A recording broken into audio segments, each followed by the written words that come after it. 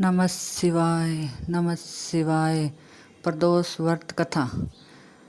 प्राचीन काल में एक विधवा ब्राह्मणी अपने पुत्र को लेकर भिक्षा मांगने जाती और संध्या को लौटती थी। एक दिन जब वह भिक्षा मांगकर लौट रही थी तो उसे नदी किनारे एक सुंदर बालक दिखाई दिया जो विद्रोह देश का राजकुमार धर्मगुप्त था। शत्रुओं ने उसके पिता को मारकर उसका राज्य हड़प लिया था। उसकी माता की भी अकाल मृत्यु हो गई थी। ब्राह्मणी ने उस बालक को अपना लिया और उसका पालन पोषण करने लगी।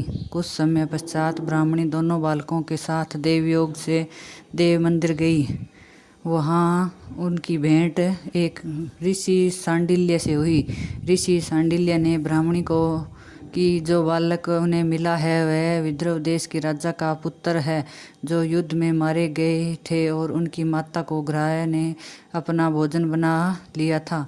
ऋषि सांडिल्य ने ब्राह्मण को प्रदोष व्रत करने की सलाह दी। ऋषि आज्ञा से दोनों बालकों ने भी प्रदोष व्रत शुरू कर दिया। एक दिन दोनों बालक वन में घूम रहे थे, तभी उन्हें कुछ गर्भवती कन्याएं नजर आई। ब्राह्मण बालक तो उस घर लौट आया, किंतु राजकुमार धर्मगुप्त असुमति नाम की गंधर्व कन्या से बात करने लगे। गंधर्व कन्या और राजकुमार एक दूसरे पर मोहित हो गए। कन्या ने विवाह के लिए राजकुमार को अपने माता पिता से मिलने के लिए बुलाया।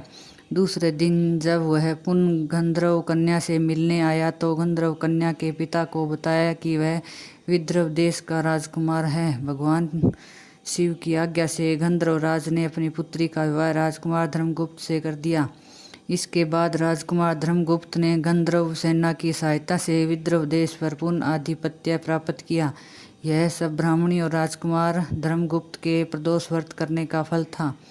स्कंद पुराण अनुसार जो भक्त प्रदोष व्रत के दिन शिव की पूजा के बाद एकाग्र होकर प्रदोष व्रत कथा सुनता या पढ़ता है उसे 100 जन्मों तक कभी दरिद्रता नहीं मिलती। ओम नमो भगवते वासुदेवाय।